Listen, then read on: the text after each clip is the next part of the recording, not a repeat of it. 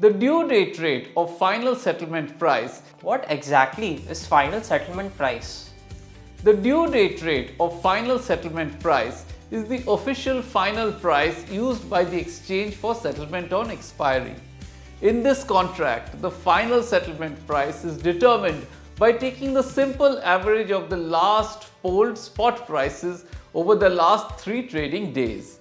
E0 equal to expiry day, E minus 1, E minus 2. If one of those spot prices is missing, then the exchange uses the available prices from E0, E minus 1, E minus 2 and E minus 3 according to the rule table given in the contract. In simple language, the due date rate is the official final settlement price used on expiry based on spot market polling rules set by the exchange. This is a very important term because this is the price used for final settlement and expiry day delivery marking. Okay, I understood it now. What happens after allocation? We have learned how delivery gets allocated, but what happens after allocation? Once delivery is allocated, the seller must complete delivery pay-in by earmarking commodity balance in Commerce. The buyer must make funds pay-in.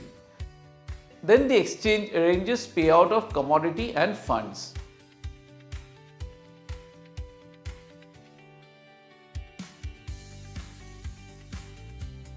So the exchange makes sure that all the participants' responsibilities are carried out effectively and everything is settled smoothly. That's right. Validation and release from vault. Once the seller sends the gold for delivery, does the exchange just hand it over to the buyer? Not immediately. When the gold reaches the designated vault, the vault checks several things such as whether the person bringing the gold is authorized, whether the seller is a genuine member, whether the gold is from an approved refinery, whether serial numbers are listed, whether assay certificates are present. If all checks pass, the gold is accepted into the vault and a receipt is issued. What happens if the buyer is not satisfied with the quality of the gold?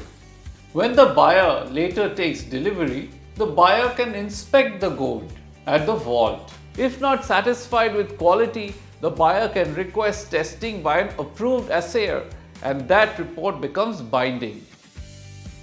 Simple summary of the full delivery process. We have learned so many steps. Can you explain the entire delivery process in simple terms from start to finish? Let us now summarize the delivery process in very simple terms. 1. The gold futures contract enters the last 3 trading days called the staggered delivery tender period. 2. During this period, buyers and sellers can submit delivery intentions. 3. Sellers must have valid gold ready in approved system and must earmark it through Commerce. 4. The exchange uses random allocation to assign delivery to buyers with open long positions. 5. On tender days, delivery is allocated at the delivery order rate, which is that day's closing price. On expiry, it is allocated at the due date rate. 6.